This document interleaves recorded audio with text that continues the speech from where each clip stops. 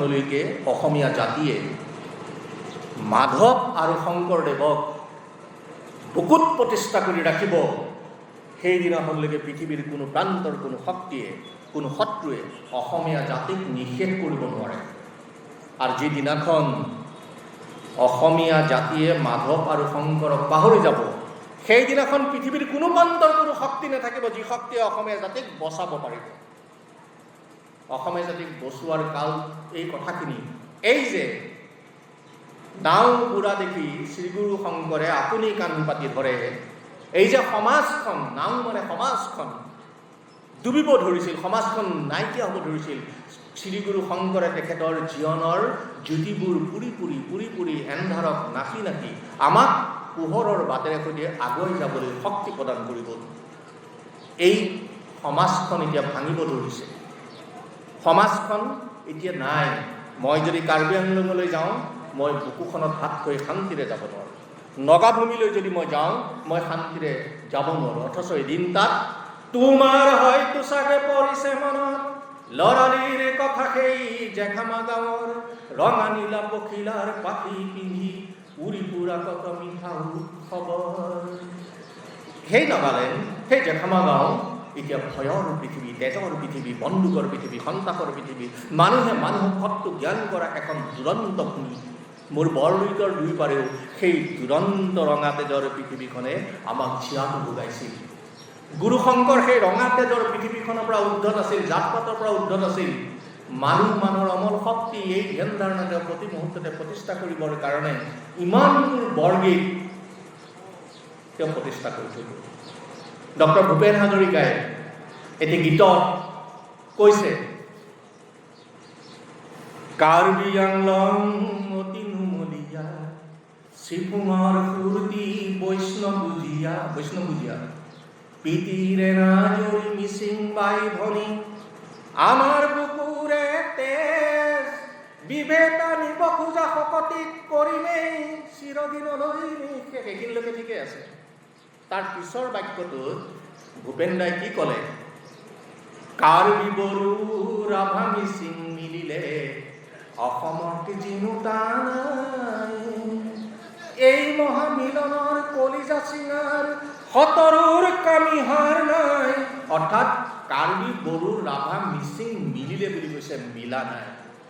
শংকৰদেৱ সংঘই দুৰন্ত গতিৰে এই কামটো কৰক, মিলনৰ কামটো কৰক। ডাক্তৰ কমলা কলিতাই সঁচ অৰ্থতেই শংকৰ সংঘক আৰু অসম সাহিত্য সভাক আমাৰ জাতীয় জীৱনৰ বৰেণ্য চন্দ্ৰতাপ বুলি কৈ গৈছে। এই বৰেণ্য চন্দ্ৰতাপখন চাৰিটা খুঁটা পচিব নিদিব, ভাঙিব নিদিব, চুৰ কৰিব নিদিব, হেৰুৱাব নিদিব। এই চন্দ্ৰতাপখনেই আমাৰ জীৱনৰ অক্ষয় বন্তি, আমাৰ জীৱনৰ পবিত্ৰ জ্যোতি, আমাৰ জীৱনৰ বৰদোৱা, আমাৰ জীৱনৰ মাজুলী, আমাৰ জীৱনৰ বৰপেটা, আমাৰ জীৱনৰ মধুপুৰ সত্ৰ। মই শংকৰ সংঘৰ বাপজন উপস্থিত আছে কাৰণে এটা কথা মই ক'ব খুজিছোঁ, আৰু মোৰ প্ৰাৰ্থনা এই প্ৰাৰ্থনাটো শংকৰ সংঘৰ মজিয়াত উপস্থাপন হ'লে, কাৰ্যকৰী হ'লে আমাৰ জাতীয় জীৱনৰ শক্তিটো আৰু বাঢ়িব। 2000 চনত সত্ৰীয়া নৃত্যটোৱে ৰাষ্ট্ৰীয় নৃত্যৰ মৰ্যাদা পাব লাগে। হোটেল ব্ৰহ্মপুত্ৰত শেষখন সভা হৈছে, আৰু হোটেল ব্ৰহ্মপুত্ৰত ভূপেন হাজৰিকা, হিমাংশু শেখৰ দাস, প্ৰদীপজ্যোতি মহন্ত আৰু সংগীত নাটক একাডেমীৰ যিজন কাৰ্যকৰী সভাপতি, তেওঁ কলিকতাৰ এজন অধিবক্তা, উচ্চতম ন্যায়ালয়ৰ অধিবক্তা। বঙালীসকলৰ আৰু আমাৰ অসমীয়া মানুহৰো 2-4য়ে ভূপেন হাজৰিকাৰ বিৰুদ্ধে লাগি গ'ল। তাৰ আগতে 5খন প্ৰতিবেদন 5টা গোষ্ঠীৰ দ্বাৰা নিৰ্ণয় কৰা হৈছে যে সত্ৰীয়া নৃত্যত থাকিব লগা ধ্ৰুপদী, তাল, ৰং, মান, মুদ্ৰা এই সকলোবোৰ আছেনে নাই। 5খন প্ৰতিবেদনৰ একত্ৰিত কৰি যেতিয়া কোৱা হ'ল যে সত্ৰীয়া নৃত্যই ৰাষ্ট্ৰীয় নৃত্যৰ মৰ্যাদা পাব লাগে, আদালতত গোচৰ চলিল। সেইদিনাখন 2000 চনৰ ডিচেম্বৰ মাহৰ 4 তাৰিখ হোটেল ব্ৰহ্মপুত্ৰত যেতিয়া সভাখন হ'ল, কলিকতাৰ সেই প্ৰখ্যাত অধিবক্তাজনে আমাৰ দুজনমানৰ সহযোগত ক'লে যে যিহেতু সত্ৰীয়া নৃত্যৰ ওপৰত আদালতত গোচৰ চলি আছে, গতিকে এই বিষয়টো আজি বাদ দিব লাগে। অৰ্থাৎ সেইদিনাখন চূড়ান্ত সিদ্ধান্ত সেইদিনাখন ঘোষণা হ'ব সত্ৰীয়া নৃত্য ৰাষ্ট্ৰীয় নৃত্যৰ সন্মান পোৱাটো। এটা অনাহুক পৰিস্থিতি, বিতৰ্কমূলক পৰিস্থিতি। ভূপেন দাই বিতৰ্ক কৰি মেলি বাহিৰলৈ ওলাই আহিল, আৰু বাহিৰলৈ ওলাই আহোঁতে প্ৰদীপজ্যোতি মহন্ত আৰু হিমাংশু শেখৰ দাসৰো আহিল, আৰু ভূপেন দাই তেওঁলোকক ক'লে যে আজি মই ৰিজাইন দিম, পদত্যাগ কৰিম। তেওঁলোকে বুজালে যে আপুনি পদত্যাগ কৰিব নালাগে। তাৰপিছত কি আলোচনা হ'ল নাজানো, ভিতৰলৈ গ'ল। সকলোৰে কথা বতৰা শুনাৰ পিছত ভূপেন দাই ধীৰ স্থিৰভাৱে ক'লে, আজি সত্ৰীয়া নৃত্য সংগীত নাটক একাডেমীয়ে ৰাষ্ট্ৰীয় নৃত্যৰ স্বীকৃতি দিয়া বুলি ঘোষণা কৰা হ'ল। কোনোৱে প্ৰশ্ন কৰিছে যে আদালতত গোচৰ চলি আছে, বিষয়টো আজি আলোচনা হ'ব নালাগে, বিষয়টো আজি এজেণ্ডাৰ পৰা, কাৰ্যসূচীৰ পৰা বাদ দিব লাগে। ভূপেন দাই তেতিয়া ক'লে, আদালতত গোচৰ চলিছে, এইটো সত্ৰীয়া নৃত্য নে সত্ৰৰ নৃত্য, এইটো শিৰোনামাটোৰ ওপৰত গোচৰ চলিছে। সত্ৰীয়া নৃত্যত থাকিব লগা গুণ গৰিমাৰ ওপৰত গোচৰ চলা নাই। কালিলৈ যদি সত্ৰীয়া নৃত্যটোৱে কয় যে এইটো সত্ৰৰ নৃত্য, তেতিয়াহ'লে আমি নামটো সলাই দিম। ভূপেন দাৰ প্ৰবল শক্তিত সেইবাৰ সত্ৰীয়া নৃত্যই ৰাষ্ট্ৰীয় নৃত্যৰ মৰ্যাদা পালে। সেই মোৰ বুকুৰ আপোন মানুহ শ্ৰীমন্ত শংকৰদেৱক ভৰিৰ পৰা মূৰলৈ মাত্ৰ 8 বছৰ বয়সত কুসুম্বৰ পুত্ৰ শ্ৰীমন্ত শংকৰে ধৰিলে নামৰে টান, নামৰে আনন্দত নাছিলে পবিত্ৰ বৰদোৱাৰ থান। 8 বছৰত লিখা, আৰু 8 বছৰৰ পৰা প্ৰতিপালন কৰি 1926 চনত জন্মগ্ৰহণ কৰা শিশুটোৱে 2000 চনত শংকৰদেৱক লৈ ফুৰিছিল। এই লৈ ফুৰা কথাটো কি আছিল? যে মানস সৰোবৰ হ্ৰদত দুবিধ চৰাই দেখা পোৱা যায়, এবিধ বগলী, আনবিধ ৰাজহংস। বগলীয়ে মাছ খায়, ৰাজহংসই পানীৰ প্ৰত্যাহ্বান গ্ৰহণ কৰি পানীৰ তললৈ গৈ মণি মুকুতা বুটলি খায়। 8 বছৰ বয়সৰ পৰা শংকৰ গুৰুৰ মণি মুকুতাবোৰ গোটাই 2000 চনত তেওঁ ৰাষ্ট্ৰীয় নৃত্যৰূপে সত্ৰীয়া নৃত্যক স্বীকৃতি দিয়ালে। এতিয়া মই শংকৰ সংঘলৈ এইটো মোৰ আহ্বান, এইটো মোৰ অনুৰোধ যে গুৰু শংকৰৰ 34টা বৰগীত, 14-14টা বৰগীত আছে। মাধৱ গুৰুৰ 120টা বৰগীত আছে, চকুৰি বৰগীত মাধৱ গুৰু। এই 14 চকুৰি বৰগীত মাধৱ গুৰুৰ আৰু 34টা বৰগীত শংকৰৰ, এই বৰগীতকেইটা ভাৰতীয় ধ্ৰুপদী সংগীতৰ স্বীকৃতি দিয়াৰ ব্যৱস্থা শংকৰ সংঘই কৰিব লাগে। শংকৰ সংঘ একমাত্ৰ শক্তি। মই ভাবোঁ ৰাজ্য চৰকাৰক এই দিশত শংকৰ সংঘই বাধ্য কৰি সংগীত নাটক একাডেমীলৈ তাৰ প্ৰস্তাৱ পঠাব লাগে, আৰু যিদিনাখন এই বৰগীতকেইটাই ৰাষ্ট্ৰীয় সংগীতৰ স্বীকৃতি পাব, সেইদিনাখনেই আমাৰ মূৰৰ ওপৰত আমি সংগীতৰ সংস্কৃতিৰ যে বিৰল বৰেণ্য ঠাইৰ মানুহ, এই কথাটো প্ৰতীয়মান হ'ব, আৰু পৃথিৱীৰ সংগীতৰ জগতত অসমৰ বৰগীতৰ সংগীতৰ জগতখনে নতুন মৰ্যাদাৰে সৈতে শিৰোনামা দখল কৰিব। মই এই কথাখিনি এইকাৰণে কৈছোঁ যে এই কথাখিনি কৈ থাকোঁতেই সাগৰ বন্ধনৰ সেতুলৈ মোৰ মনত পৰিছে, আৰু সাগৰ বন্ধনৰ সেতুৰ ওচৰত বহি ৰামচন্দ্ৰই শিল এচটাত বহি বান্দৰ সেনাই সেতু বন্ধা কাম কৰি আছে, আৰু কেৰ্কেটুৱাই এটা বাঁহ পাত এটা লৈ জপককৈ সাগৰখনত পৰে, পানীত তিতাই আকৌ শিলৰ ওপৰত পাতটো দিয়ে। এনেকৈ কেইবাবাৰ দেখাৰ পিছত ৰামচন্দ্ৰই কেৰ্কেটুৱাটোৰ ওচৰলৈ গৈ বোলে, তুমি কি কৰিছা? বোলে এইবিলাক কথা পাতিবলৈ মোৰ সময় নাই। ৰামচন্দ্ৰ প্ৰভুৰ পত্নীক লৈ গৈছে লংকাৰ ৰাৱণে, গতিকে এই সেনা পাৰ হ'ব লাগিব, তাৰ কাৰণে মই সেতু বান্ধিছোঁ, এইবিলাক তোমাৰ কথা শুনিবলৈ মোৰ সময় নাই। তেতিয়া বোলে তুমি যে এইটো পাত দিছা, তোমাক এই কামটো কি ভাল হ'ব তোমাৰ সেতুৰ দ্বাৰা? তেতিয়া কেৰ্কেটুৱাই সাংঘাতিক ধৰণৰ এটা কথা কৈছিল যে মোৰ পাতটোৰ দ্বাৰা সেতু বন্ধা হয় নে নহয় মই নাজানো, কিন্তু যিদিনাখন এই সেতুৰ বিষয়ে কোনোবাই ইতিহাস লিখিব, সেইদিনাখন মোৰ নামটো সন্মান সহকাৰে লিখিব আৰু তোমাৰ নামটো শিলত বহি ৰং চাই থকা মানুহৰূপে তোমাৰ নামটো লিপিবদ্ধ হ'ব। এই যে কেৰকেটুৱাটোৰ আন্তৰিক শ্ৰদ্ধা আৰু ভক্তিৰ সম্পৰ্ষণৰ বিৰল যিটো যাত্ৰা, সেই যাত্ৰাটো শিকিব পাৰিব লাগিব। তাজমহলক আপোনালোকে সকলোৱে প্ৰেমৰ প্ৰতীক বুলি কয়, তাত মাত্ৰ এগৰাকী নাৰীৰ প্ৰেম সন্নিৱিষ্ট হৈ আছে।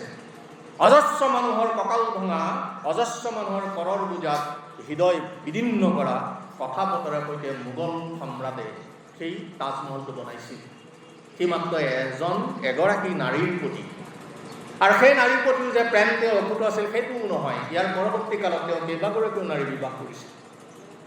তেওঁ যদি স্মৃতিত তাজমহল বনাইছিল, তেওঁ পৰৱৰ্তী কালত বিবাহ কৰিব নালাগিছিল। সি যি কি নহওক, ৰামচন্দ্ৰই সেতু বান্ধি খালী ভৰিৰে সৈতে, নাঙত ভৰিৰে সৈতে পাৰ হৈ লংকা পাইছিল। আৰু লংকাত ভাৰত নন্দিনী, ভাৰতৰ শ্ৰেষ্ঠ বোৱাৰী সীতাক ৰাৱণক বধ কৰি লৈ আহিছিল। সেই প্ৰেম পৃথিৱীৰ প্ৰেম, সেই প্ৰেম সমগ্ৰ নাৰী জাতিৰ প্ৰেম। ৰামচন্দ্ৰই দ্বিতীয়বাৰ বিবাহ কৰা নাছিল। এই যে প্ৰেমটোৰ সীতাৰ প্ৰতি যি শক্তি, সেই একে শক্তি আমাৰ জীৱনবোধত আমি প্ৰতিষ্ঠা কৰিব পাৰিব লাগিব। মই আপোনালোকক এই কথাখিনি কৈ থাকোঁতেই আমাৰ সমাজখনত এই যে বিষ্ণুপ্ৰসাদ ৰাভাই গীতটো গালে, এই গাই থাকোঁতেই মোৰ কৃষ্ণৰ সাংঘাতিক ধৰণৰ কথা এটা, গুৰু শংকৰে কৃষ্ণক কিয় বাছি ল'লে, গুৰু শংকৰে বিষ্ণুৰ মহিমা কৃষ্ণৰ জৰিয়তে কিয় ক'লে। বিশাল মহাভাৰতীয় জীৱন দৰ্শনত কৃষ্ণ এক অবিধা, যি অবিধাত প্ৰেম আছে, যি অবিধাত যুদ্ধ আছে, যি অবিধাত বিৰহ আছে, যি অবিধাত ষড়যন্ত্ৰ আছে, যি অবিধাত নানান ধৰণৰ কূট কৌশল আছে, যি অবিধাত বিজয় আছে। কৃষ্ণ যুগ, কৃষ্ণ যোগী, কৃষ্ণ জ্ঞান, কৃষ্ণ জ্ঞানী, কৃষ্ণ সত্য, কৃষ্ণ সনাতনী, কৃষ্ণ প্ৰচণ্ড পোহৰ, কৃষ্ণ অমাৱস্যাৰ ৰাতিক পূৰ্ণিমালৈ ৰূপান্তৰ কৰা আৰু মুৰুলীৰ অনন্ত সুৰত অজস্ৰ নাৰীক ঐশ্বৰিক প্ৰেমৰ বাট দেখুওৱা সেই শক্তি মদগাৱত গীতাত। সেইকাৰণে কৃষ্ণক পৰম ব্ৰহ্ম বুলি কোৱা হৈছে। কৃষ্ণ সেই শক্তি, যাৰ হাতত সুদৰ্শন চক্ৰ আছে। সেই কৃষ্ণই শিশুপালৰ প্ৰথমটো গালিতেই শিশুপালৰ ডিঙিটো শৰীৰৰ পৰা বিচ্ছিন্ন কৰি ভূমিষ্ঠ কৰি দিব পৰা শক্তি থকা কৃষ্ণই শিশুপালৰ আন ৯৯টা গালি সহ্য কৰিছিল। সেই কৃষ্ণ, কৃষ্ণৰ হাতত বাঁহী আছিল আৰু কালিয়া দমন সাপৰ ওপৰত উঠি তেওঁ নৃত্য কৰিছিল। তেওঁ কৃষ্ণ, তেওঁৰ হাতত সুদৰ্শন চক্ৰ আছিল আৰু একেলগে বাঁহীও আছিল।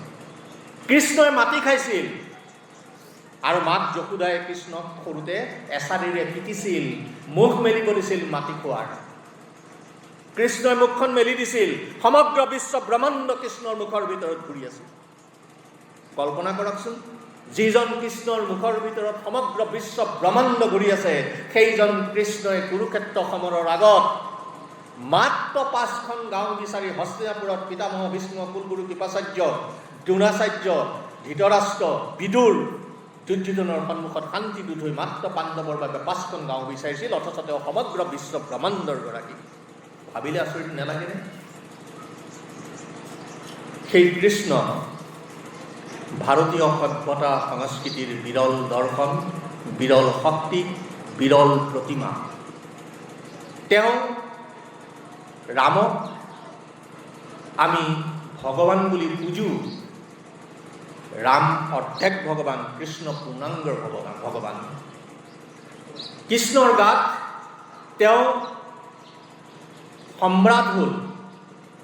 সম্ৰাট হোৱাৰ পিছতো যিজন কৃষ্ণই সমগ্ৰ জীৱন ভিক্ষাৰীৰ ডাল দৰিদ্ৰ সুধামাক বুকুত লৈ জীৱন পাত কৰিছে, সেইজন কৃষ্ণই মানুহ ধনী দুখীয়াৰ চেতনাটো আমাৰ বুকুত অতৰাই মানুহৰ প্ৰেমৰ পৃথিৱীখনৰ কথা কৈ গৈছে।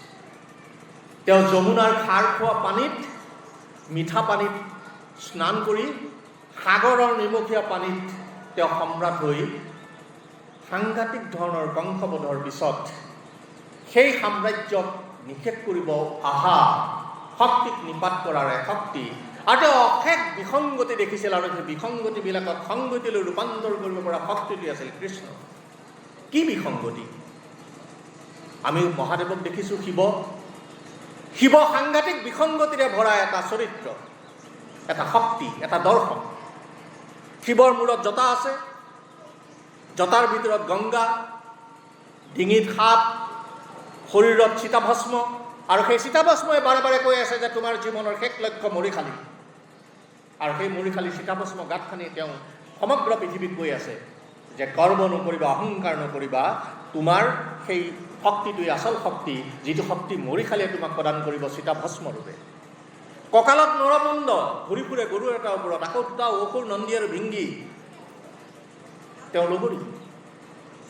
সাগৰ মন্থনত সমগ্ৰ পৃথিৱীক মানৱ সত্তাক জীৱনৰ অমূল্য সম্পদ কৰা অমিত চেতনেৰে সমৃদ্ধ কৰিব বিচৰা শক্তিটো ওলাই পৰা অমৃত আৰু বিষ কোনো দেৱতাই খাবলৈ সাহস নকৰিলে। সেই বিষ কোনে খালে? শিৱই খালে। সেইকাৰণে তেওঁ নীলকণ্ঠ। এই যে ইমানবোৰ বিসংগতি এজন মানুহৰ গাত, সেইজন মানুহ দেৱতা নহয়, তেওঁ মহাদেৱতা। সেইকাৰণে তেওঁ মহাদেৱ। এই বিসংগতিলৈ ৰূপান্তৰ কৰে। আমাৰ সমাজখনতো তেনেকুৱা অনেক বিসংগতি আছে, আৰু এই বিসংগতিবোৰ সংগতিলৈ ৰূপান্তৰ কৰিব পৰা শক্তিটো শ্ৰীমন্ত শংকৰদেৱে থৈ গৈছে, মাধৱদেৱে থৈ গৈছে, ভূপেন হাজৰিকাই থৈ গৈছে, জ্যোতিপ্ৰসাদে থৈ গৈছে, বিষ্ণুপ্ৰসাদ ৰাভাই থৈ গৈছে, আৰু সাহিত্যৰথী বেজবৰুৱাদেৱৰ কথা বতৰাই আমাক এটা নতুন শক্তি প্ৰদান কৰি আছে। শিৱ কৈলাসৰ অধিপতি, থাকে শ্মশানত। ভাবিলে আচৰিত নালাগেনে? যি শিৱৰ হাতত ত্ৰিশূল আছিল, সতীয়ে দেহ ত্যাগ কৰাৰ পিছত তেওঁ দক্ষক মাৰি পেলাব পৰা শক্তি থকাৰ পিছতো সহ্য কৰি সমগ্ৰ পৃথিৱীত সতীক লৈ ঘূৰি ফুৰিছিল। এই শক্তি আমাৰ আছে। আৰু শিৱৰ কথাটো মই এইকাৰণে কৈছোঁ যে কুসুম্বৰ ভূঞা, তেওঁৰ পত্নী সত্যসন্ধ্যা, এওঁলোকৰ সতী সন্ততি হোৱা নাছিল। তেওঁলোকে শিৱক সাংঘাতিক ধৰণে পূজা কৰিছিল, আৰাধনা কৰিছিল, আৰু সেই শিৱৰ আশীৰ্বাদত তেৰাৰ জন্ম হৈছিল। আৰু তেওঁলোকে তেওঁৰ প্ৰতি ভক্তিভাৱত ৰাখি তেওঁৰ নামটো শংকৰ ৰাখিছিল। গতিকে শিৱ ভাৰতীয় সভ্যতাৰ সংস্কৃতিৰ দুৰন্ত প্ৰকাশ, কৃষ্ণ সেই সংস্কৃতিৰ অনন্য ধাৰক বাহক, বিষ্ণু সেই ধাৰক বাহক শক্তিৰ এক অখণ্ড ৰূপ আৰু শক্তি, যি শক্তিক সূৰ্যই পুৰিব নোৱাৰে, যি শক্তিক সাগৰে নিক্ষেপ কৰিব নোৱাৰে, যি শক্তিক ধুমুহা, চুনামি, নানান ৰোগ ব্যাধি কোনেও শেষ কৰিব নোৱাৰে। সেইকাৰণে এটা কথা মই ইয়াত কৈ থাকোঁতে মৰিশালী কথাটো কওঁতে মোৰ মনলৈ আহিছে। সেই মোৰ বুকুৰ আপোন মানুহ, মৃত্যু জীৱনৰ আটাইতকৈ সত্য কথা। পশ্চিমে আমাৰ অম্লজান শুহি আছে আৰু পোন হৈ আছে মৰিশালীলৈ আমাৰ বাটটো। মৰিশালী সুন্দৰ, শিৱই সেই চিতাভস্ম গাঁত খানি লৈছে। সেই শক্তিটোক আমি এতিয়া আঁতৰাই দিব খুজিছোঁ। মই মৰিছোঁ আৰু মোক গাঁৱৰ একেবাৰে অৱহেলিত চুক এটাত নি পুৰি পেলোৱা হৈছে। মই যদি সমাজৰ ইমান প্ৰিয় আছিলোঁ, মই যদি পৰিয়ালৰ ইমান প্ৰিয় আছিলোঁ, তেন্তে মোক গাঁৱৰ মাজত সৎকাৰ নকৰি আউকিয়া, চেচুকীয়া, গেলা আঘাতৰ পিটনিৰ কাষত মোক পুৰি পেলোৱা হ'ল কিয়? এইবোৰ গৱেষণাৰ বিষয়। গোটেই জীৱন মই তোমাক চহকী কৰিলোঁ, গোটেই জীৱন মই তোমালোকৰ লগত আছোঁ, আৰু মোক এনেকুৱা কৰা হৈছে। পাৰলি গছজোপাৰ তলত বহি কৃষ্ণ কথা কৈ থাকোঁতে শ্ৰীমন্ত শংকৰ, মাধৱ আৰু ভকতবৃন্দৰ মুখত শ্ৰীমন্ত শংকৰৰ কথা শুনি সকলো তন্ময় হ'ল। আৰু সকলো তন্ময় হোৱাৰ পিছত পাৰলি গছজোপাৰ খুৰুঙত প্ৰকাণ্ড এবাহ মৌ দেখি ভকতবৃন্দই মৌ আনি আনন্দতে সকলোৱে খালে। আৰু মাধৱে ক'লে, মৌ যিমান মিঠা, এই কথা বতৰাখিনি সিমানে মিঠা। আৰু শংকৰে ক'লে যে মাধৱ, ইয়াতে এদিন এখন থান হ'ব, আৰু এই থানখন মানুহৰে ভৰি পৰিব। সেই থানখনেই হৈছে মধুপুৰ সত্ৰ। মধুপুৰ সত্ৰলৈ মই কেইবাবাৰো গৈছোঁ। মই ধুবুৰীত চাকৰি কৰি থাকোঁতেও গৈছোঁ, কিন্তু মধুপুৰ সত্ৰৰ আয়ুসটো কি আহিছে। মাটিবোৰ কোনোবাই দখল কৰিছে, আমাৰ স্বাভিমান তাত নোহোৱাৰ দৰে হৈ পৰিছে।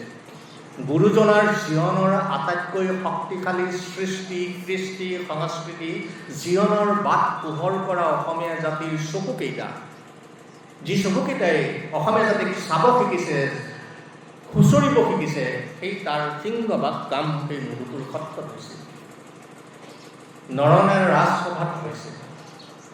গতিকে সেই ঠাইখন আমি কেনেকৈ আমাৰ জীৱনৰ ঠাই কৰিব পাৰোঁ, এই কথা বতৰাবিলাক সাহিত্য সভাই ভবা উচিত, শংকৰ সংঘই ভবা উচিত। মধুপুৰ সত্ৰলৈ গ'লে নিজৰে দুখ লাগে। আজি 3 দিনৰ আগত সত্ৰাধিকাৰ প্ৰভুৱে কৈছে যে অসম চৰকাৰে মধুপুৰ উৎসৱ পালন কৰিবলৈ গৈ আছে, আপুনি এটা লেখা দিব লাগে। আৰু তেওঁ বহুত কথা ক'লে মোক, যিখিনি কথা কওঁতে মই প্ৰথমতে কথাখিনি নুশুনিম বুলি ভাবিছিলোঁ। সৰু ল'ৰা সত্ৰাধিকাৰ, নগাঁৱৰ চলচলিৰ ল'ৰা। পিছত যেতিয়া তেওঁৰ কথা শুনিছোঁ যে সত্ৰাধিকাৰ হ'বলৈ গৈ তেওঁ যথেষ্টখিনি অধ্যয়ন কৰিছে, আৰু অধ্যয়ন কৰি তেওঁ যিবোৰ কথা কৈছে সেই কথাবিলাকে মোৰ বুকুত স্থান দিছে। সেই মোৰ বুকুৰ আপোন মানুহ, মই নামঘৰক সাংঘাতিক প্ৰাধান্য দিওঁ। সত্ৰক নামঘৰতকৈ মই ওপৰত ৰাখিব নোখোজোঁ। ভক্তি মোৰ সত্ৰৰ প্ৰতিও আছে, সত্ৰত ৰক্ষণশীল চৰিত্ৰ আছে, নামঘৰত ৰক্ষণশীল চৰিত্ৰ নাই। সত্ৰত সকলো মানুহ গৈ সত্ৰাধিকাৰ হ'ব নোৱাৰে, নামঘৰত সকলো মানুহ গৈ পাঠক হ'ব পাৰে, পূজাৰী হ'ব পাৰে, গুণ গৰিমাত থাকিলে সি হ'ব পাৰে।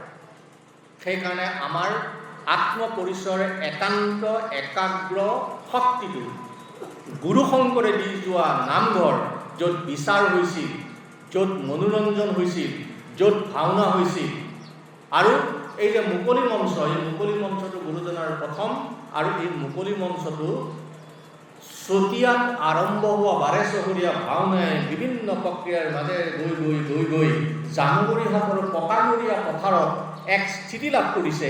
আৰু যোৱা বছৰ এই পকামূৰীয়া পথাৰত হোৱা 12 চহৰীয়া ভাওনাত 25খন খলা, এই 25খন খলা পৃথিৱীৰ আটাইতকৈ ডাঙৰ মুকলি মঞ্চ।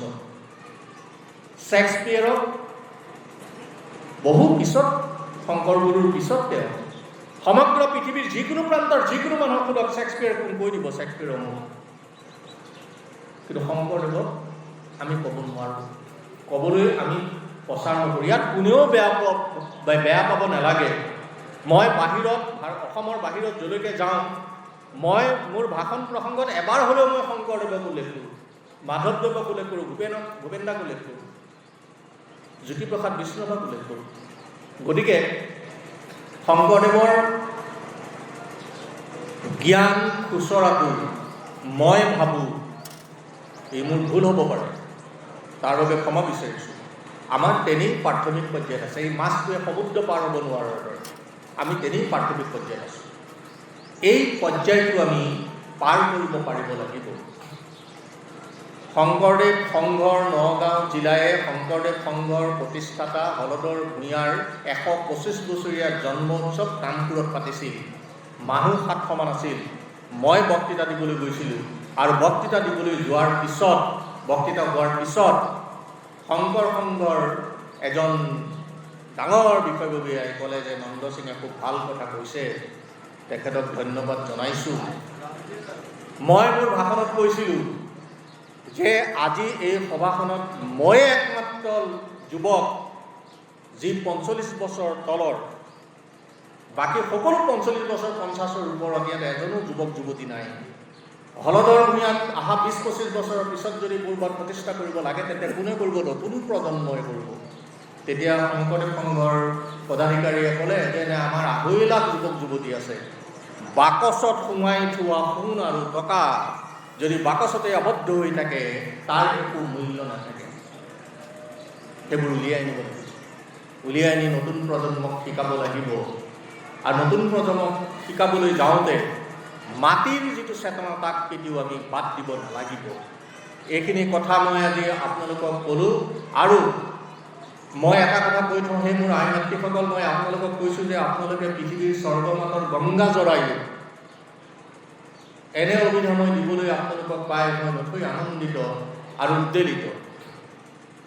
ৰামচন্দ্ৰ যেতিয়া বনলৈ গ'ল, আজি আমি দেখিছোঁ যে শীত তাপ নিয়ন্ত্ৰিত ঘৰত আমাৰ সাধুবিলাকে কথা বচন কৰে, এৰোপ্লেনত আহে আৰু কথা বচন কৰা হোৱাৰ পিছত 30 লাখ 40 লাখ 50 লাখ টকা লৈ যায়।